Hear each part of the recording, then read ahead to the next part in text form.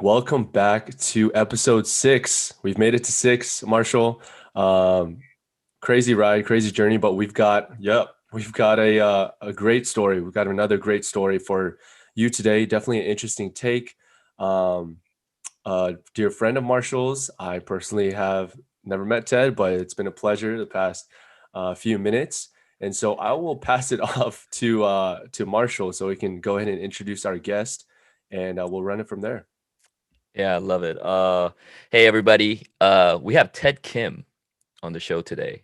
I'm just gonna leave it there. He is a current video coordinator for the Duke women's basketball program. Um, and Ted and I connected recently, and but I feel like we've really connected just because of our journey's been very similar. I've certainly been encouraged to see the doors open for him and see his hard work pay off. Hopefully, it's been a reciprocal relationship for Ted as well. But welcome, Ted. You're tuning in. You're even though you work at Duke, you're tuning in from Chapel Hill. What's going on? Yeah, I lived in Durham the past year, and then my brother and my brother is a student at Duke, so we kind of decided to live together, and we were looking for a townhomes, and this was the best one, so Wow, we decided to live in Chapel Hill. that's amazing. How old is your brother? My brother is 4 years younger than me, so Okay. he's 27. 27. That makes you 31. This reminds me again. I was warning Ted that this one just, I wanted to kind of go back and forth with you a little bit because I think it's interesting just looking at my journey. I lived with my brother too for 4 years, my younger brother. I looked out for him as he's young, and he had no idea what he wanted to do with his life. He lived rent free in the brownstone that I was renting while I was teaching in New York City. Um, we led two different lives. Like we were like two, ships just passing. He was a night person. I had to go to school early in the mornings. How's it for you guys? Because I know you keep long hours working in the basketball program, and he's a student. How's that been so far? I mean, my brother works really hard, and Okay. and I actually get a lot of inspiration by him because Mm, he's very thoughtful and he has a lot of passion. He's more mature than I am. So I okay. was the trouble kid in our Okay. family. So it's good to have a younger brother who is mature, but I'm still older. So Yeah. that's a good balance to have. Okay. And yeah, it's been great. I love. I mean, this past year has been the easiest year I think because he was my roommate. Mm, It's really good to have like a companion when I go back home. So it's been good. It's been okay. really good, and he's very respectful of my time, and I try to be respectful to him too. So it's been Okay. great. Yeah. Okay. Who cooks, or do you guys both take out? Who cooks in the house? Who cooks the My brother meals? does a little bit more because due to COVID, he's been working from home. So Okay. even for this dinner, he did all the cooking. When I got home, it was all done. So he's been doing more cooking than I Okay. o- recently. Okay. So let's get started. So again, your parents are back home in Korea. Mhm. Their two sons are living together. That's just a dream, One working at a well-regarded institution, another one attending there. Um, Take us back. How'd you guys grow up? Like, what's your story from Korea? Um, let's start from the motherland. But motherland. Oh, actually, I Yeah, was born in the United States. So I was born in I knew that. Pennsylvania, That's and right. then my brother was born in Texas. Okay. And then I went to kindergarten in the DC area, and then I moved when Mm, I was in first grade. So when I first went to Korea, I couldn't speak Korean. mm, So I still remember like the teachers were like it was like a new kid on the block, and they made me speak English, and mm.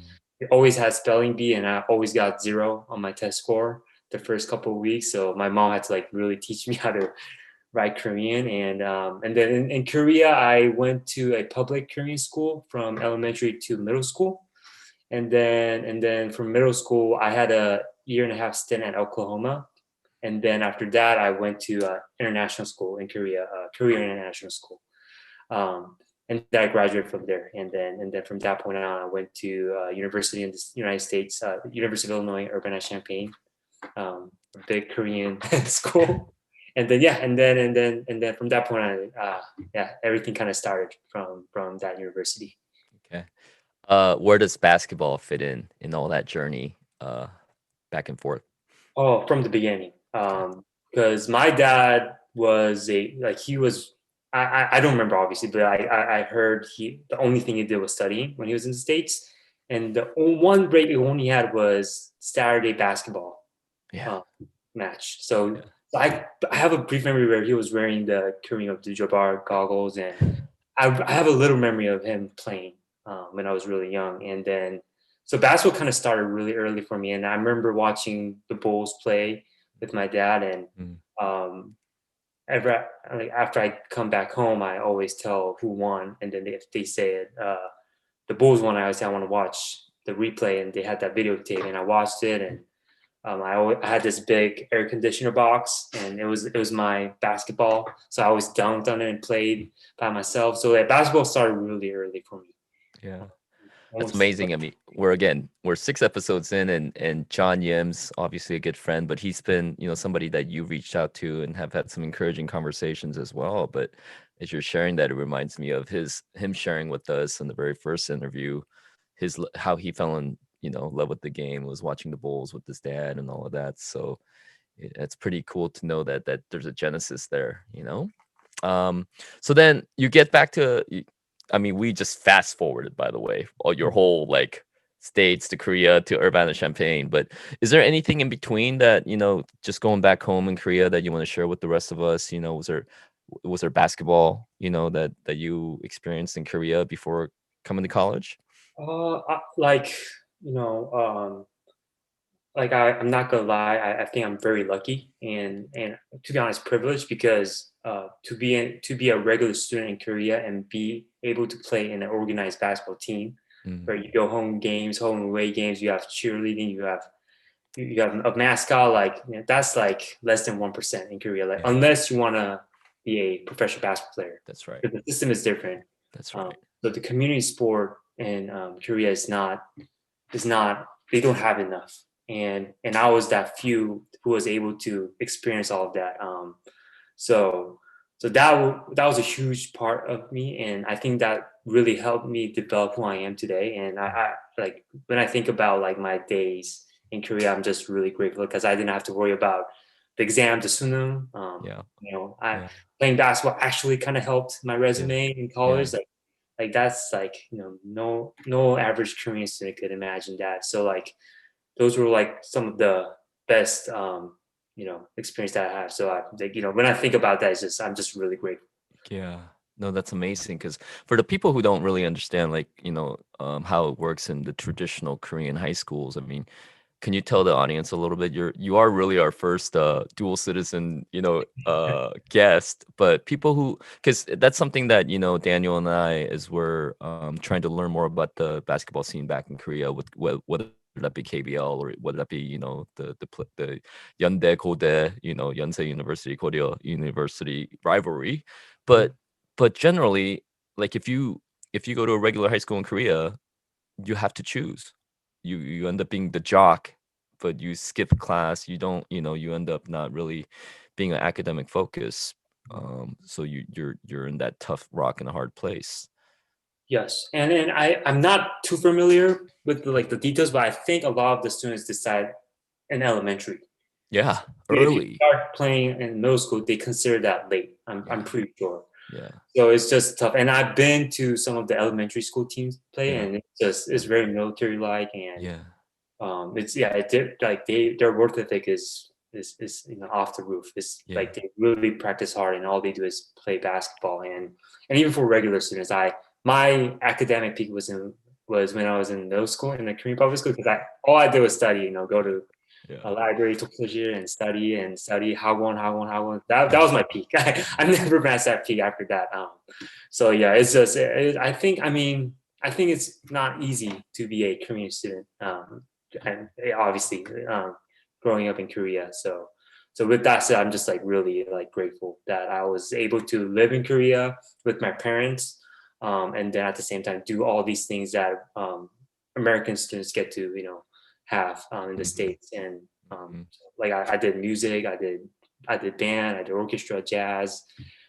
I did so many things, and Yeah. that didn't help my grade, to be honest, but like it really helped develop who I am today as a person. So Yeah. That's incredible. I don't want to get sidetracked, with this, but it makes me just think about how many Ted Kims, Taekyungs, Coach Teds are out there in Korea that would have never become because of the system, and you found this passion and you were able to squeeze through just because it happened to be that you went to an international school. So something that I know towards the end of the interview, we do want to talk about why you're doing all this, and you share with me personally, in many of our conversations, how you want to impact the game back in Korea. So we'll revisit that. We'll table that for now. But so you get to Illinois Champaign, you choose a major, you're pursuing your studies. Is basketball on the horizon at any point, or is that where you start to get a little bit more serious about it? How did that happen?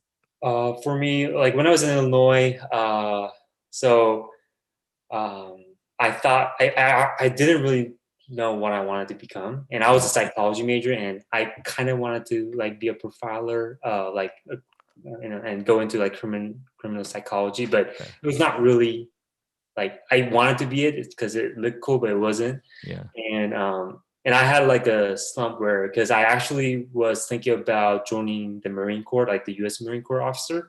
So I was actually kind of training, and then my dad flew all the way here, and then he said like, no, like like, you're not doing this, and so like I had a little mental slump there, and then after that was done, I didn't had a lot of like Korean friends at the time.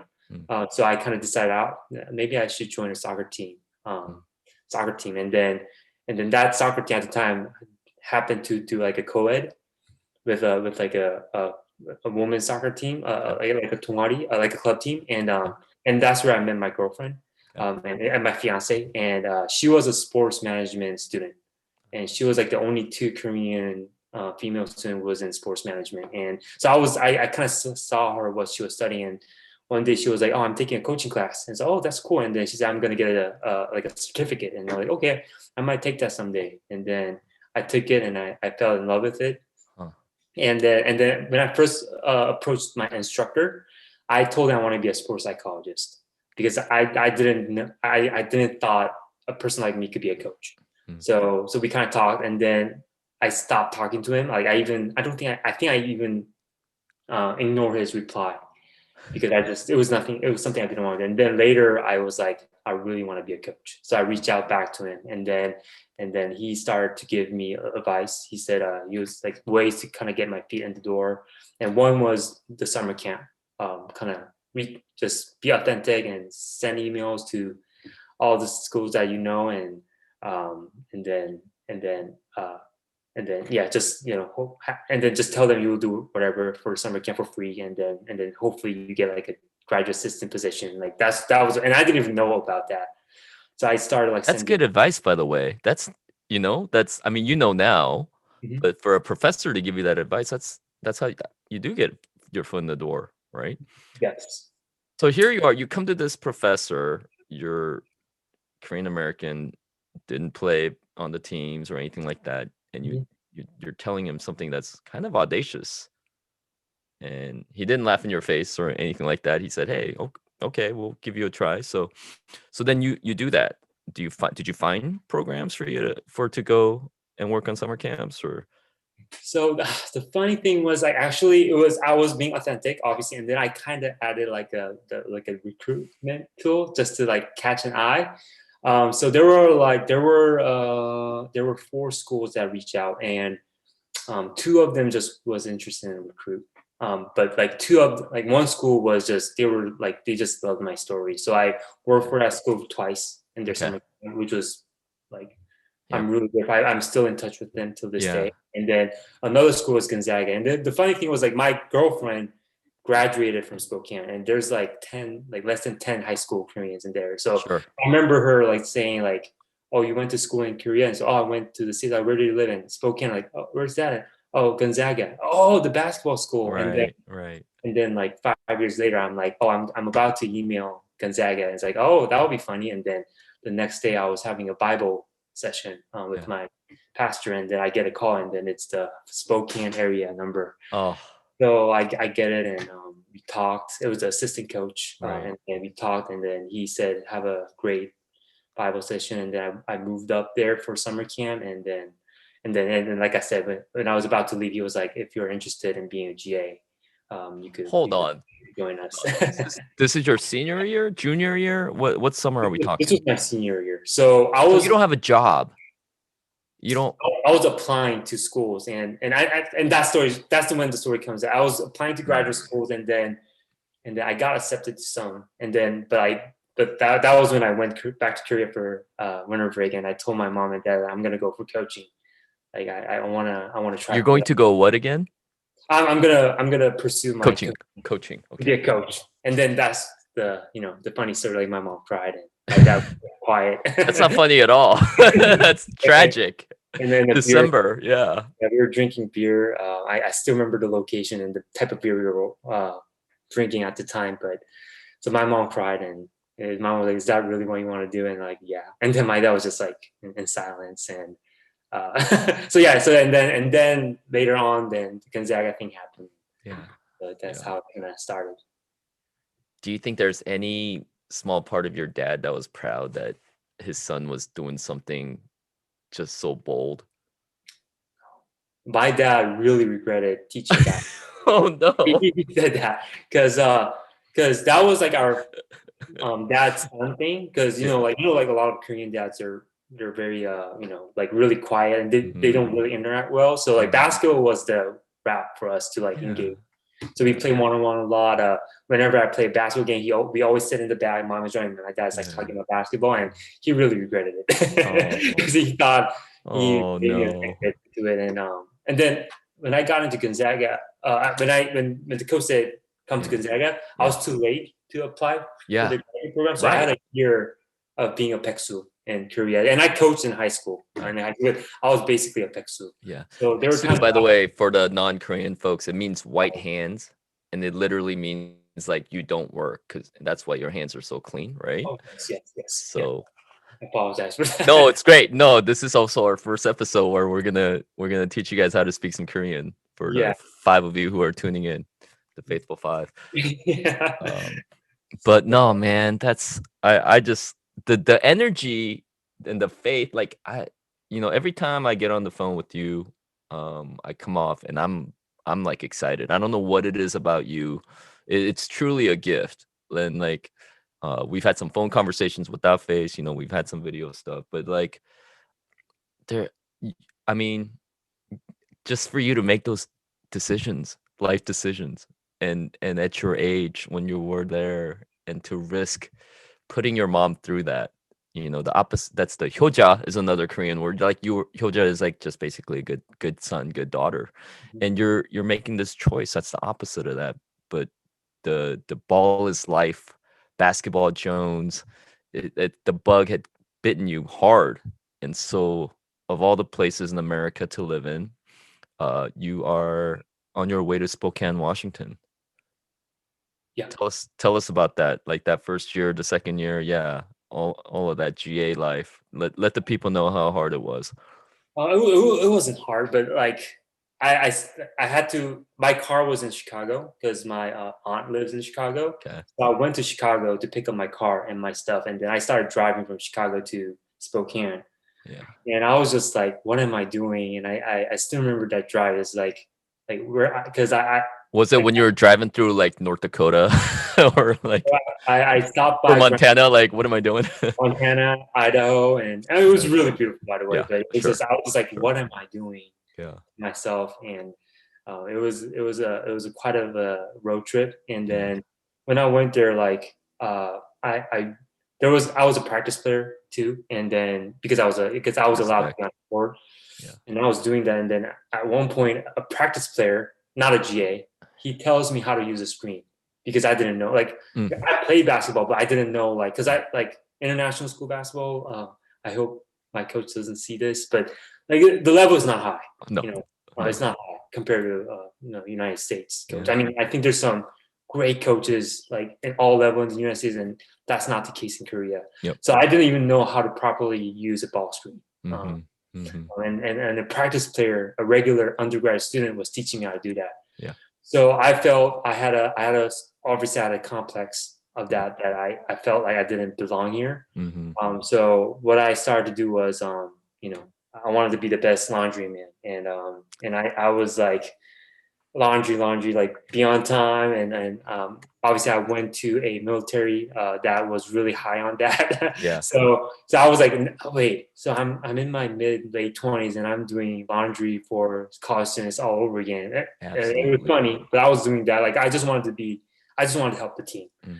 And I didn't have a desk, so I always sat next to us as a coach. I was doing something, and then if he gave me something to where I googled or or paperwork, like like copy and paste, and while that was going on, what I did was I was taking every single note. Like they might say the same thing, and I know what it is. I was just taking. I took this as like a practice, like you could say follow through is really important in shooting, but the best way to become a really good shooter is repetition. And I really believe that. So note taking was that for me. So I was taking every single note. And then I really want to say I had input. Like I was blessed with having great people around me. And one person was Coach Krause, who was, Hall On of the Fame. men's side, He Jerry was Krause. Jerry Krause on Yeah. the men's side, yes. Okay. He published the most books in basketball, I Yeah. think, in history. Mhm. He just started teaching me everything. Like we Wow. had a one-on-one session every day, and that really helped me because sometimes I felt Wait, really vulnerable. Yeah. sorry to interrupt you. Just for the audience, Coach Krause was technically the director of basketball operation on the men's side. Mhm. But so when you were doing this GA for the women's side, but you were interacting. I mean, we all know what Gonzaga is today, but also respect to the Gonzaga women's program, they do really well in the WCC. But so you had an opportunity to just interact with Coach Krause as well. But he was retired by then. He Oh, was still like come in and Coach Lisa gotcha. Fortier and Craig Yeah. Fortier. They're Yeah. all they are his students too. Yeah. So That's he was amazing. kind of like the guy Yep. kind of coming in and around and kind of giving advice, Yeah. both men's and women's team, Yeah. and then he just started mentoring me, and Yeah. that was really huge. And obviously, I took really a lot of notes, Yep. and so yeah, it was just doing all the groundwork, whatever they need me to do, and then after that, it was just taking a lot of notes and trying to gain that knowledge and hopefully get to a point where I could help them on the court. So that was kind of like my goal, and I even took like graphic design courses so that I could help with some of the video work. Yeah. I didn't know how to use Excel, and I Yeah. started to use Excel. I just wanted to help our team any way possible. So that was kind of like my first year. Yeah. As a GA. There's something I don't know if this has come up even in your conversations when you reach out to John. I think similar spirit. When I hear John speak about his first few years with the Blazers, he became that guy that people went to for anything and everything. As you're sharing your story, it takes me back to my 3 years at DeMatha Catholic when you're saying that you were 28 years old and you had to humble yourself, and the best thing at that moment you could do is be the best laundry folder, of practice jerseys and game jerseys. My first 3 years at DeMatha Catholic, I was 34 years old, and I had decided 5 years earlier that I wanted to be a Division I head coach one day. And there were 11 assistant coaches, and I was on the bottom of the totem pole. And I remember we didn't have a film guy. So here I am, 34 years old, and I'm going to all the WCAC games, Gonzaga Catholic, McNamara, Bishop O'Connell, PVI. And I'm sitting there at my age filming next to a 18-year-old student manager. That same kind of sense of like loving what you're doing and knowing that it's your own journey and your own timing and your own path. But every time you, instead of focusing on the game and your task, you look to the left or you look to the right, it's come up over and over again in our conversations. It's the imposter syndrome, right? It's like, do I really belong here? Like, it's your drive, that lonely drive that you took from Urbana to Spokane. And on one hand, you're pursuing your dream. On the other hand, like, what am I doing? How the hell am I going to get there? And, again, I'm taking this pause to share this story because I think for anybody who would look at any of our careers and say like, did they romanticize it? You forget like the days where you doubt yourself, the days where you need people who are in your corner, and obviously, you've come out on the other end stronger for it. But and even you said like, I said, hey, GA life must have been hard, and you say, oh, it wasn't that hard. And the same token, you're like, I folded laundry for 3 years. It's I just I I don't know, Daniel, if you can sense my excitement to get to talk to Ted, but I think a lot of it is because he and I are like kindred spirits, a decade apart. But um, Ted, like your success is my success. When you're telling that story, I was like, I've been there. I know what that's like. You know, and so we're again, time's sake, we're gonna keep going because there's so much to unpack with your story.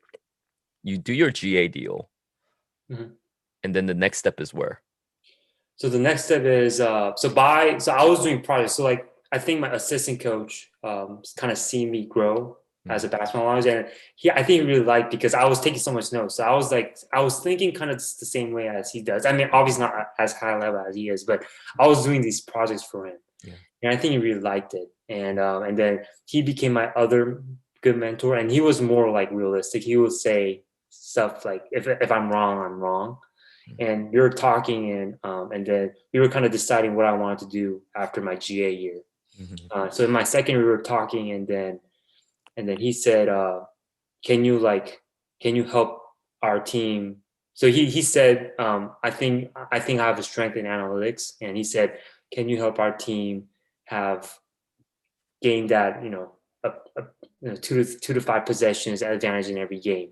And I said, I obviously I just said yes. And then he said, I would love you to be our director of analytics. So my third year, I kind of became the director of analytics for Gonzaga. So that was like my next step. From GU. So it was which assistant coach again, Ted? Craig Fortier. So he's the husband. Yeah. He has a great reputation. Shout out Coach Fortier. I hope you're watching this right now.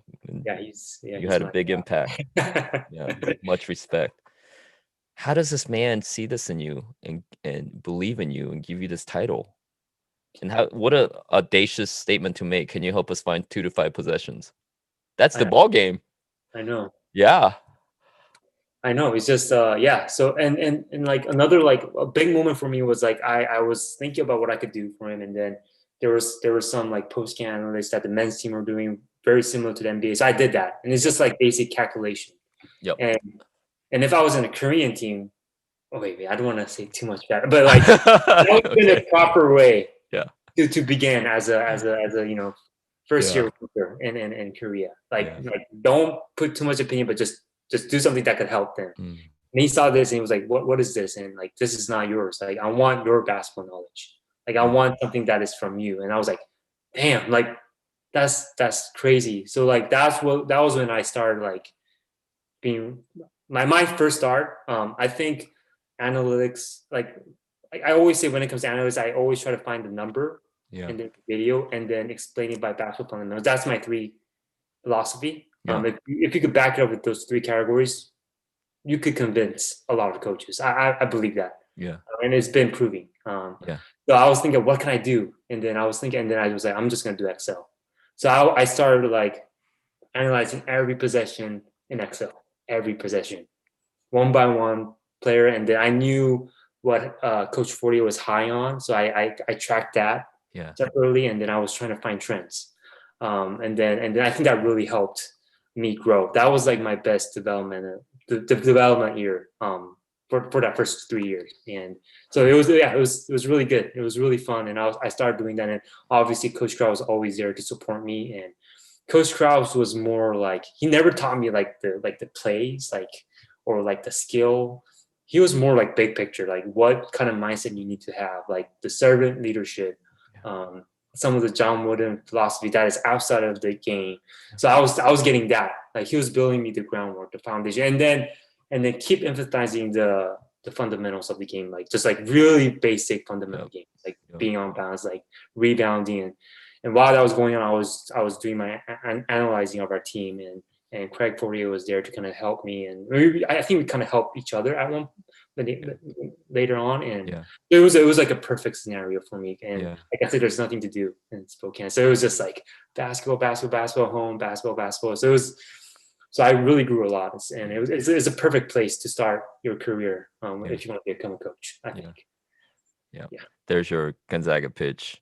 Everybody who's watching, for somebody who spent 2 years at University of Portland getting our butts kicked in by Gonzaga, I begrudgingly second that statement you just made. So let's move on from Gonzaga. Enough of that already. Come on now. So so where to next? Next, I mean, I had the Korean national team experience in between. So my second year, when I finished my second year as a GA, I went to Korea to do a FIBA coaching clinic with Coach Krause in Korea. So we both went to Korea, and then we did our clinic. And I already knew the association. Like I knew like the president and their staff even before that. Yep. And then they kind of they said they would want to give me a chance to work with the women's national team as the, you know, they call it like analyst, but it's more like video coordinator, director of scouting. So I did that, and then the year after, I also did the year after I did 3x3 men's national team, and we went to the World Cup. And then after that, I was about to come back to Gonzaga, and then I got a call from the men's national team. And then I went there like 2 days after I got the call. So I went help with the FIBA World Cup too. So while that was going on, I had a job. I almost got a job at a big school. I think I was like top 2 candidate, and I didn't make it. I didn't make it. So I was like, I guess I'm gonna work another year at Gonzaga. So I went back to Spokane. Yeah. And then 7 days later, I get a call from my current workplace from Duke, and they said if I'll be interested in my current position. So I said I want to put my name up there, and then we had a quick, you know, interview. Session, and then I just had, and then a week later I would start packing, and I was calling my brother if I might have to, you know, stay at your place for a month or two because it's gonna take a while for me to settle. So that was like my next day after Gonzaga. Yeah. It's almost like a charm story though. You know, it's amazing how just things just kind of snapped into place, all of those. Yes. Like, did you have any doubt? Like, you know, you can gloss over it so quickly, but you know, 7 days later, Duke calls, and here I am. You know, like, do you reflect back on it and go, "Hey, I got all the lucky breaks," or "Hey, I earned this." You know, this is how it's supposed to go. Where, you know. Yeah, I even with like my coaching career, I was being realistic. So like when I talked to my parents, I told them like if I want to be a singer, and like a singer is like a popular, you know, dream that a lot of Koreans have. Yeah, I think it'd be really hard for me to convince you because there's so many competition to be in the music department. But I did my research, and there's not a lot of Korean citizen that is in this coaching industry, and I got a GA opportunity in Gonzaga. Yeah, I might be only Korean. So worst case scenario, I think I will be working at a front office in a Korean basketball team, and I'm going to work really, really hard. That's the given. So I was being realistic. And then so I knew like if I do a right job, I might get opportunities. And this was really good scenario for me, but like it was nothing unexpected. If that makes sense. Because I knew I was going to be very unique, and it will be my weakness, but also my strength. So it was like I'm really grateful, but I knew like, you know, because I knew like the staff at Duke when I was at Gonzaga, and my coworker was really good friends with them too. So like we were like kind of in the same loop. And then I kind of noticed like me being very authentic, and I had Coach Lisa's support too, and that really helped me a lot too because she's kind of gaining a lot of respect in our role too. And so I knew I was going to get an opportunity eventually, but yeah, this was like of course a very humble and very grateful opportunity that I got, and I'm not complaining. No, I put it that way to you, Ted, because I know you are humble and you wouldn't, but I I'm prefacing it for our conversation that we had before about the word reference. So I wanted to make sure I brought that in and gave you a chance to talk about it. Um, can you share with us the literal Korean word for reference? And when people come and say, "Hey, Ted, like I want to be the next, Korean video coordinator at a big time school like Duke," um, you you bring up this idea of your journey being a reference, right? Mhm. Can you talk to us? Share with the people listening what that means to you. Yes. So like, I mean, when I talk to Koreans, I always say like, just have my guys as a chamgo, which is reference. Jungle. Yeah. Um, and I think that's really important. That's why I was talking about that I was being realistic with my goal. And I'm saying that because I don't want people to think like if they have a path they want to go through, like they should plan it. And they kind of plan and that, like I said, this is my reference. It doesn't mean I'm right.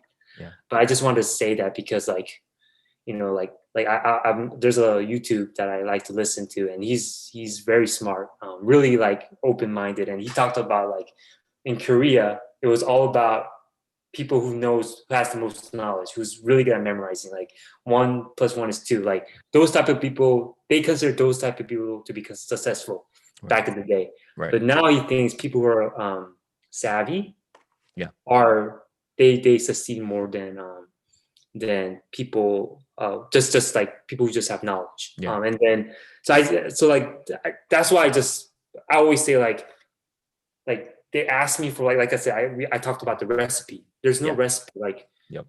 you, like every individual has their own strength, and I think that own individual knows that. They just have to figure that out. That's it. And that's why when I talk to them, it's just about, I'm just sharing my story. Yeah. And you should just take it as a reference. Yep. That's the only thing I always try to say if somebody kind of approaches me to kind of talk and wants to get some advice from me. Yeah. It's a real truth fears no question moment. It's your truth and your truth only. Take it, look at it, take away the lessons that you can from all the notes. I'm taking notes on the wisdom that you're dropping on us today too. But yeah, no, it's so powerful that you have a sense of like humility about it, but also like it's so practical. It's such practical advice that a lot of people don't get. And I think what you shared with me before, also on the phone before as we were prepping, is that you've gotten some bad advice before. You've had people who've because you were looking for a reference, a chamgo or journey, somebody who looks like you and had gone before, but you've gotten bad advice too, and you followed those. You didn't follow your heart, instead you followed that advice. Would you mind sharing maybe even one or two of those that maybe you steered away from who you are? Yes, I mean, like being a dual citizen, it's kind of like you're not really you don't really fit in any character. I mean, I'm way more comfortable in the Korean culture, even with the language and everything. But like there were definitely times where people in Korea call me. I mean, when I went to the military, like I was the only Marine in my battalion that went to school outside of Korea. Like I was the only Marine. And we had like 600 Marines in one battalion. I was the only guy. Yeah. So like I obviously heard like the Yankee, the banana, and now when I come back here, I definitely felt like this guy is not American, like and I'm not sure, but I had these conversations with like Asian Americans too, like outside of coaching, and I think there's somewhat like a difference. Sure. Which is fine, but like I mean, I had that, like I had someone who told me, I just introduced myself and I asked for advice, and the first word was I was not going to make it. And I had that, and I had some others too. Like I could definitely tell they were not wishing me luck. Yeah. But the thing is, I do like honestly, I do have empathy. Like I get where that's coming from because I was on both sides, and Yeah. you know, like sometimes when for example, if I see a Korean who's speaking in English in Korea, and you know he's and that person is kind of like being too American, like I'm like I deep inside I'm like he shouldn't, like that person shouldn't be doing that, you know, like so I know what that kind of feeling is, and Yeah. sometimes it's sadly I think it's a bit of a human nature too. Yeah. But it was, I mean, but it's a blessing for me because like I was always kind of the minority Yeah. growing up, and I think that really built me empathy, and I think empathy is very important, even especially till these days. Yeah. And I mean, you know, I was mad because I felt like you're not gonna make it was a insult to my family, not just me, because it was a first impression. Looked at my background and said I'm not gonna make it. But I kind of took it as a insult to my family too, and my family don't deserve that. So it was. So I had that fire, but you know, it is what it is, and I mean, I have no, you know, nothing personal grudge left. But I did wanted to share that story because when I talk to people, I always try to. I really want. I don't want to be an oppressor. If somebody asks me, so I give. That's why I always say, take my advice as a reference because I don't want to give them any hope or any like false hope, but at the same time, I don't want to oppress them. Yeah. So they might say, oh, like, how did you get your visa? Like I get that question a lot, like even with Asian American community. And I'm like, I'm a US citizen. They're, oh, sorry, it's fine, it's fine. But like, so like I get like, how did you get your visa? And I was fortunate to have a US citizen. And it's like, oh, so it's probably hard for you to get a US citizen. In my opinion, yes, but like I said, my answer is not right. I don't know. So I always tell them, like, that's why I always kind of mention about my advice, just take it as a reference, and you should see a lot of different references and find your way to create kind of your story. So I have no grudge on that. But you are competitive. You're introverted. You're the classic video guy who would just nerd out on an Excel spreadsheet and look for trends. You can do that for hours on end. That's such a gift. I don't have it. I'm envious of you that you have that. But you clearly have like this competitive fire. Yes, I'm very competitive, and like my brother is, I think he's more introverted than I am, and but like when he gets competitive, like, you know, he's really competitive, and I think all of my family has that. They're all introverted, but like they did really well in their own respective profession, and I think I have that too, that DNA, and I do like to talk about that DNA too, because like I think, like, especially us, we talk about only the talented people could work in sports, and I definitely think that's wrong. And if you really want to talk about that DNA, I do tell them about like Korean DNA. Like, how can you doubt a Korean DNA? Like, look at our history. I'm moving sideways right now. No, like, no way. Hold on. No, I'm not gonna let you off. Right? I see Daniel nodding. We're 6 episodes in, and you know, again, Dan and I are just kind of feeling our ways through this. We don't know what the heck we're doing. My battery's about to run out in 30 minutes because I wasn't prepared. Like, we're flying this plane with no wings. But we're gonna stay here for a second because this is why it's so important to have you here. And I think your perspective is so valuable. You just touched on something. You said you just almost let us pass by. But if you know our Korean history, right? Yeah. So can you just put on your American citizen hat for a second and share with like, what is our history? What is our DNA?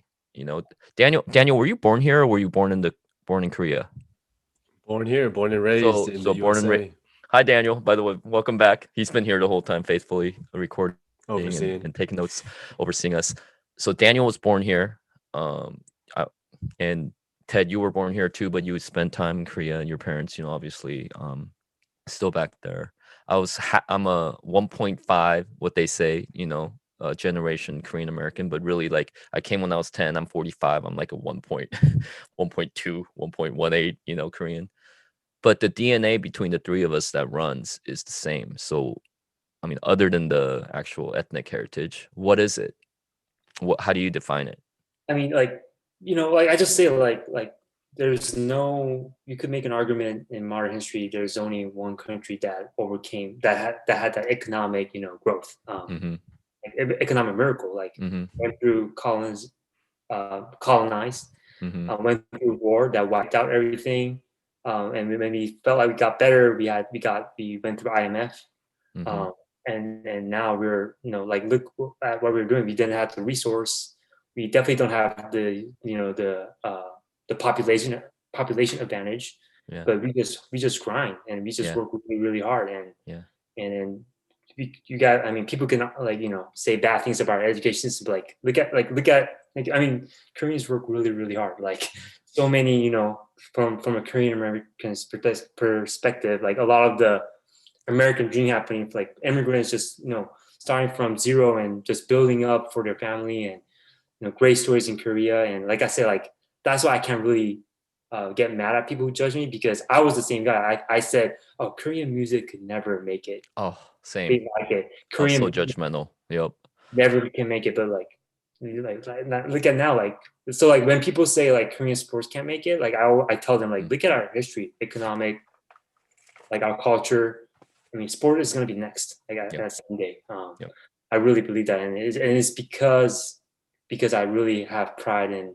I don't want to say Koreans are like superior than other race or whatever, but like I do believe in the Korean power, like the Korean DNA, and that was something I really wanted. Like that's why I kind of talked about. I don't know how this started, but no, I didn't let you get off it. That's why.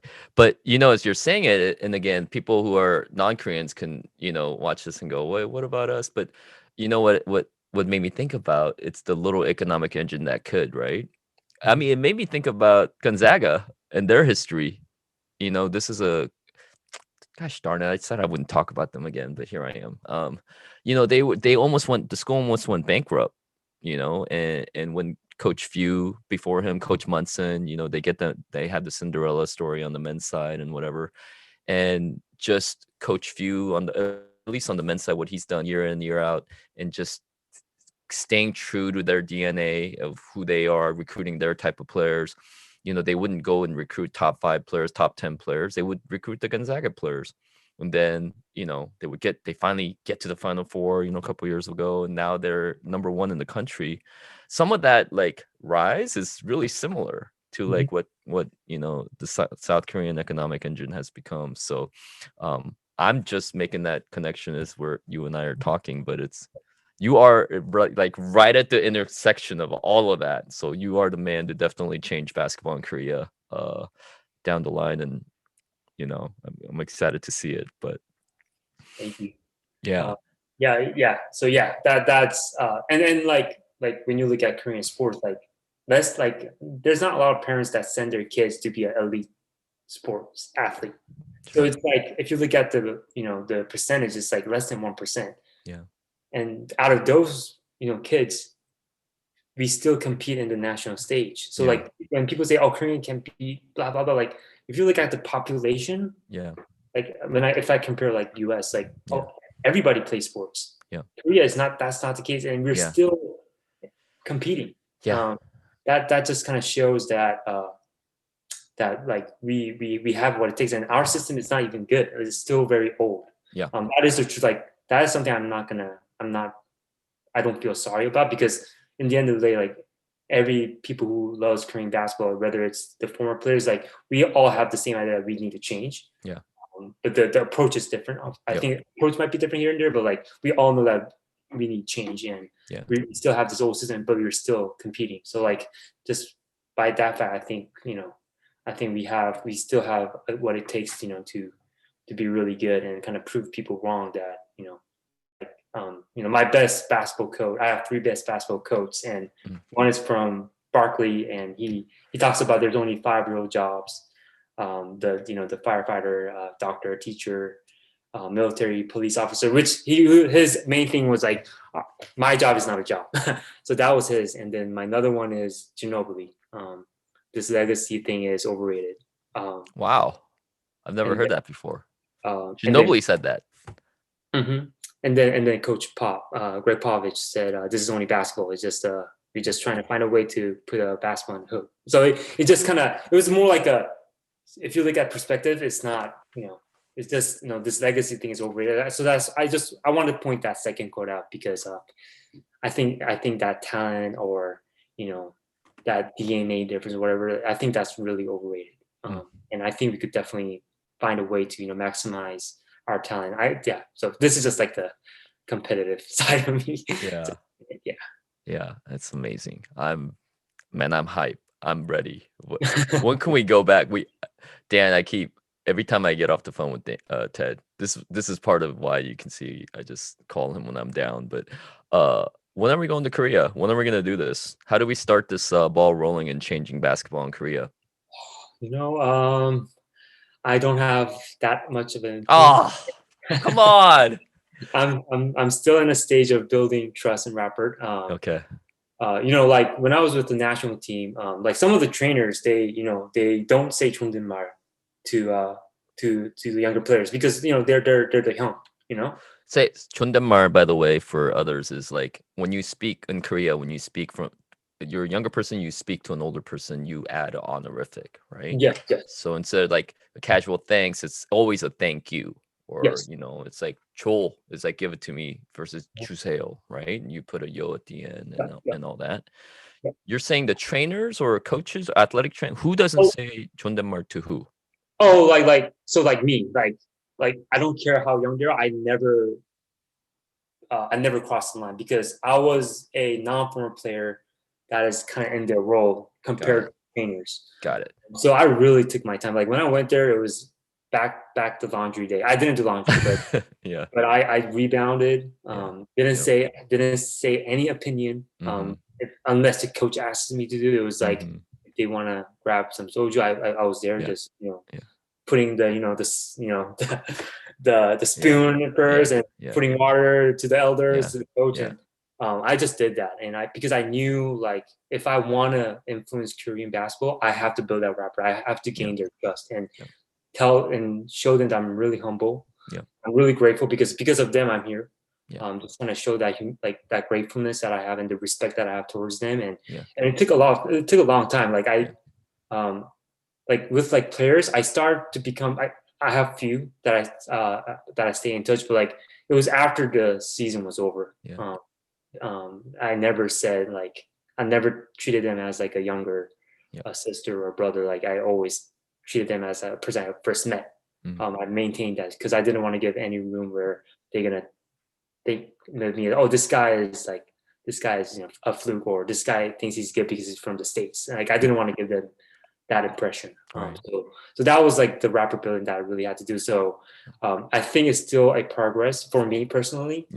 But it got a lot better. But like I think it will take time, and I think we need more diversity in Korea. So I think there needs to be more people like me, not people from like I think Korean because they treat like if it's a Korean, but it's not the Asian ethnicity. They will treat them differently. But like a Korean from the States is a different story. So like that's why I think it takes time, and I think we need more people who's has a diverse who has experience outside of the general Korean sports world. I think we need more of those people so that we could have this communication going. And so I think it will take time. That's my conclusion. I mean, on one hand, I want to get going with you, and I do think like on the smaller micro scale, we can run a camp and just kind of not even again to give back necessarily, but kind of like what you're saying. I think you have to learn the market. You have to learn what players need, what coaches need, and all that stuff. But and then speaking of time and rapport, you're in a great situation. You are now working for one of the most influential, most impactful, like amazing coach in Kara Lawson. When I see the social media posts, of her just giving these 3-4 minute sermons on, what a great player should be doing, how they should be servant leaders, like all the culture stuff. I mean, you're going from Jerry Krause and Coach Fortier to Kara Lawson. I mean, come on, man, that's not fair. I know. I can't like. I think I wrote a letter to her. Like I really wake up every day like really grateful. I always say thank you. Like it's just Yeah. it's been an amazing couple of months since working for her. There's just so many things to learn from her. Yeah. Not I mean this basketball side, yes. Yep. Like Coach Brad Stevens was somebody I really wanted to learn from, and she learned from him. So like I'm gaining knowledge that she did at Boston, and I'm not doing Excel anymore, by the way, but I'm doing my own way, a better way now. Just analyzing every single possession now. So like basketball side, yes, like I can't complain. And even outside of it, she's so open minded and she looks so far ahead. Yeah. Sometimes the way she thinks, and she kind of shares. Like I think she gets more creative by just like sharing her thoughts, just randomly, and like I'm like wow, like wow, and yeah, and yeah, I think she will be a really. I mean, she's already very influential. I think her influence is going to grow more. And I think I shared this with you too. Like she really respects international basketball, which I really grateful for because there's some, I mean, not. I don't think they disrespect, but they just don't know it. Like she knows the global sport and the international side of it. So it's been really amazing, and I'm just really grateful that she allowed me to work for her. So. Yep. I think about that. I just saw the images of her working the U.S. women's training camp they just recently had this past week, and I saw her. And as I was seeing photos of her posted, I thought about you. I was like, man, what kind of nuggets is Ted going to learn? From Coach Lawson coming back from this, national team camp with Coach Staley leading it, leading everything, and what are some, one or two pieces of nuggets that you're gonna learn that you'll be able to hopefully if the Korean Federation folks pay attention to, when you have to speak up. I think about that often. I also, like you, have been really blessed and fortunate to have a chance to work with the junior national team program on the men's side. And every time I get to benefit from learning from, our version, is Coach Don Showalter, or the current head coach is Mike Jones, who I work for at the Matha. And we have there's about 18 to 20 of us in the junior national team coaches pool now. And every time I get this knowledge, I don't think it's stuff that directly translates to other national programs, but I do think, like, how do I use that knowledge to help grow the game globally, and so that everyone's, the level is just, risen up. And I think that's, again, on our side, we also went through it where, when our national team lost games, and it only made us like come back and reflect and improve on everything with the national team program. So, but it took humility, right? Like, for the U.S. team, it meant that like that came through losses, but like I'd be really curious to see how the people who have been doing things the way they've been doing in Korean basketball will be able to show that kind of humility if an outsider should come and offer up something that, offer it up in a humble way that would be accepted. Sure. And I think, I mean, back to the reference thing, I think that the reference thing will help in long term because like I told you, like when I first wanted to be a coach, I typed Korean basketball coaches and your name was there. And then Coach Jim was there. Yeah. I mean, that was a huge encouragement for me. Yeah. And I'm like, I think I told you, I'm really, thank you for being a reference. I think I said that to you. Yeah, you did. It meant a lot. Yeah. I said that, and like, Yeon Jung for Davidson, he's going to be a huge reference for players. And I know that Lee Dae-sung, Dash, he was a huge influence for Yeon Jung.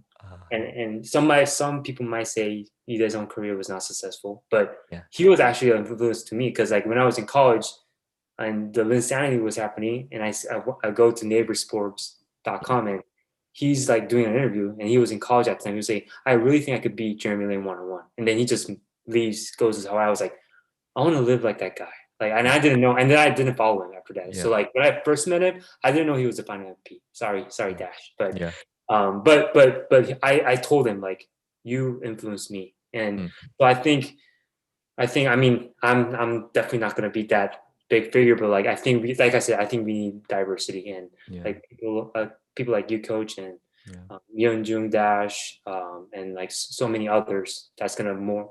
I think it's gonna happen more. I think we need to be present and do our job well. I think that would be the best way to kind of open the doors in Korean basketball. And I think the time will come soon because Korean DNA is special. Yeah. In my opinion, in my You're stubborn not opinion. totally unbiased opinion, Mhm, but mhm. no, and you're absolutely going to be a reference for many future young video coordinator, director of analytics slash, I know that for sure. But moving past that, this is I guess the last thing we should start wrapping up. But you don't want to just be the analytics guy forever. You don't want the stereotypical smart, sharp, Excel working Asian, analytics guy. You want to be a coach, Yep. right? And so what are some active steps that you're taking towards getting to that these days? I want to I want to know more about the game than most of the coaches, not just my team, like everybody. That's why I'm just really diving hard with the video and analytics and learning the game, like being able to explain it. I think that's the gap between analytics and basketball, because the analysts don't know about the basketball fundamentals, and the basketball don't really understand how to utilize analytics. And I want to have both. And obviously with my current position, and it's great to be in a school like Duke that has so many resources, I'm trying to utilize that as much as I can. My weakness will be my voice, because English is not my first language, and so I'm still figuring that out. I'm like, honestly, I'm really confident I could do I know I could coach, and I had that argument with Coach Fortier, because he wanted me to coach D2 D3 when I was a G, and I said no, because my goal is I want to be an influence in Korea, and me going to D2 D3 is not going to help that, and also I'm not ready. And he said, you might be scared. I was like, I'm not scared. I'm competitive. Like, I'm being realistic, coach. And I love it. I'm saying that because right now I do feel like I could do that. Like I'm ready to coach, because I know the game. Like, it doesn't matter how you might have an accent when if I told him I couldn't be a coach because I wasn't ready. Because I didn't have that basketball knowledge. But now I think I do, and I need to figure out a way to have repetitions to do that without violating the NCAA regulations, which I really hate that rule. That's the wrong rule I really hate about NCAA. But I have to figure that out. That is my job to do. So I'm gonna keep doing that, and then I'm not really, I don't have any fantasy about being a NBA head coach or being a D1 Power 5 head coach. I just want to be a coach. That's why I think I was able to continue this journey, because I didn't have that admiration of those two sides. I just want to be a coach, and I just wanted to enjoy this journey. So I'm just gonna keep on, but at the same time, I'm gonna still think about how I could brand myself, and I'm gonna be very authentic. I'm not gonna do social media. That's not my thing. Or reach out to everybody and act like I'm friends with everybody. I'm just gonna I know my strength, like I said. So I'm gonna try to strengthen that, and be ready as when the time comes as a coach, and also kind of find a way how I could brand myself. So that is kind of the two things I'm gonna keep working on. But right now, my main focus is helping our team. I really want our team to be at that stage, to be that national contention that which is our standard. So while doing that, I'm gonna try to figure out a way to for me to get to that next level. Well, if Daniel Chun, the general manager of the Kimchi Express, TBT squad, ever needs a director of analytics, and we can put a spreadsheet together of all the scouting reports of all the other TBT teams who have had success over the years, we know who to turn to. Always. This is becoming quite a roster, wouldn't you say, Daniel? We're gonna have Dan Sonu helping us make some Nike IDs and just Kimchi Express special markup, shoes. We got a couple of video / coach guys, and John Yim and Ted Kim helping us, along the way. Steve Beck, the head coach. I'll be holding the clipboard as his assistant. And then we got, folks like Yale Kim. We can ask about scouting, and Pat Chun, who we interviewed from Washington State last week, teaching us about fundraising. I think we're done. We did 6 episodes. We did it, Dan. I think we got the squad. Let's go. Oh, man. Are we ready? Oh, dude. This is just just listening in, I mean, I was straight overseeing the whole conversation that we had for the past hour, and I was just taking notes, and definitely going to replay this for sure, because I think there are so many good points, and I think overall, this is really one of the reasons why we started Kimchi Family, right, Marshall? Like, Yep. um, to have so many different sides of the country that are, you've got Sonu in Portland, you've got Dan Sonu in Portland, you've got Pat Chun in Washington State, you've got Ted Kim, Coach Ted Kim in Duke. I mean, like, all parts of the country where you have Korean Americans, Koreans, just absolutely killing the game within the sports industry and breaking down walls. It's just huge and massive. And like, yeah, just hearing your story, Ted, and just to echo what Marshall was talking about, you can feel the passion, the competitive fire, but it comes with an umbrella of humility, right? And respect that we have as, that Korean DNA that we have. We start with respect and honorific, and if you're older, it's a different type of attitude, right? And yeah, I mean, there's so much to unpack here in terms of Korean DNA, and another part of really why I wanted to start Kimchi Family as well, not only with the sports industry, but to share Korean culture, to share where we come from, because at a certain point our parents are going to pass, and we're going to be that voice to share those stories of where we came from. And being a Korean American that has been born and raised here in the Los Angeles, Orange County area, I've never really tasted. I've been to Korea a couple times and I loved it, but um, it's from stories. It's from my parents saying when they were growing up, having an egg or milk or banana, that's their birthday present. Like, coming from there to seeing how we are an electronic automotive juggernaut and just continually growing. It's all of that, all of those stories combined comes into each and every one of our everyone a part of our lives, and we utilize that in so many different ways, whether it's at Duke, um, Duke basketball department, Lake Oswego High School, here in Southern California, right? And so all of that really combines into one. And so just so inspired by the past conversation, past hour, and yeah, there's so many other thoughts that I have to say, but that's one of the main themes. I guess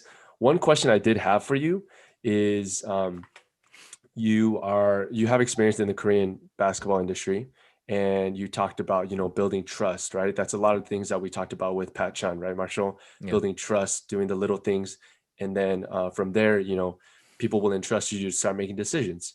So you talked about how you want to influence basketball back home in Korea. Have you thought about what that looks like in terms of, what is it? Is it more awareness for the youth to start getting involved more? What does that look like in your eyes?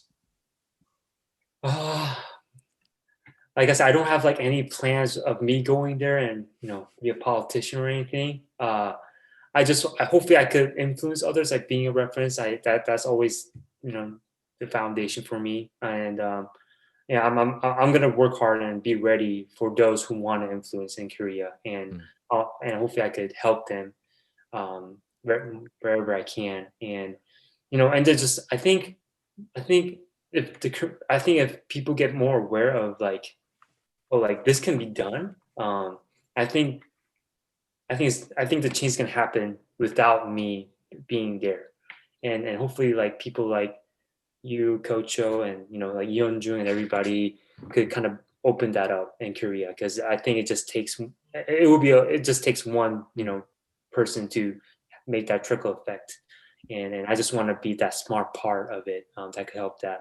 Like specific, I haven't thought too much. I do think we need a good result in the national stage, because Koreans are very nationalistic, and the national team result really impacts the sport in general. So like I do feel like there needs to be a change where the national team could really perform well, and I do think we have that capability.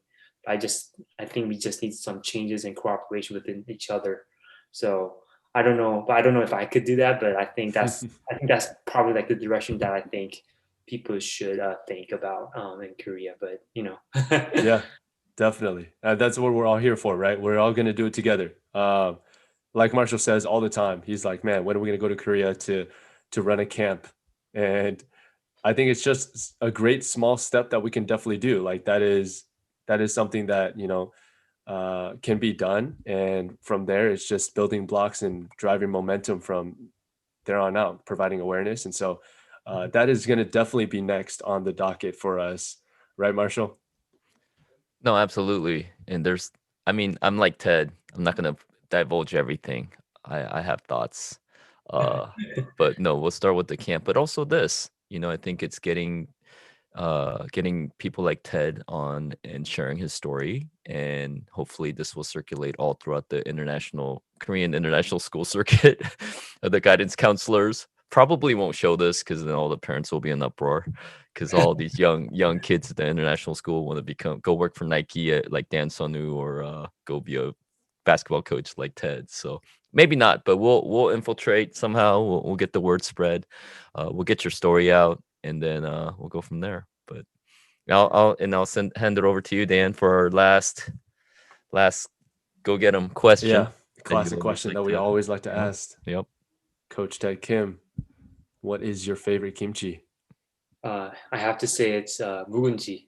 I just had that this dinner. 묵은지. I've been really enjoying it with pork belly. Oh man, this is trouble. Yeah. Okay. Grill it together with the Oh man. pork belly oil, and you put 묵은지 in it. That's my favorite. I love Good it. to know. I love Good it. to know. Love it. Awesome. Well, hey Ted, any last thoughts before we wrap it up here? Anything that you would like to share with us? I know that you had a lot, but yeah. Oh, I'm really, like I think a lot of guests here said the same thing. I'm just really grateful to be here. I don't I don't know if I deserve to get this type of invitation, but just I really appreciate it, and I really like this platform. Like I think you mentioned in a previous part, like I think we really need to help each other out and back and help each other. I mean, yeah, that's the like I don't yeah. I mean, there's so many competition outside of our world. Like I think there's no need to compete within each other. So I really like this platform, and I really appreciate for having this and inviting me here to speak. Yeah. Thank you. Thank you. Hopefully this will be a great reference for anyone who's listening, for, the young people that maybe want to get into coaching and to learn about Ted's journey and learn about how to just be a sponge and write down notes and just send emails out and see what happens, see what kind of traction you get. And like, it's just going out and doing it. And that's what he's done throughout and what he's going to continue to do. So that is it for us. We appreciate you guys. See you later. So much.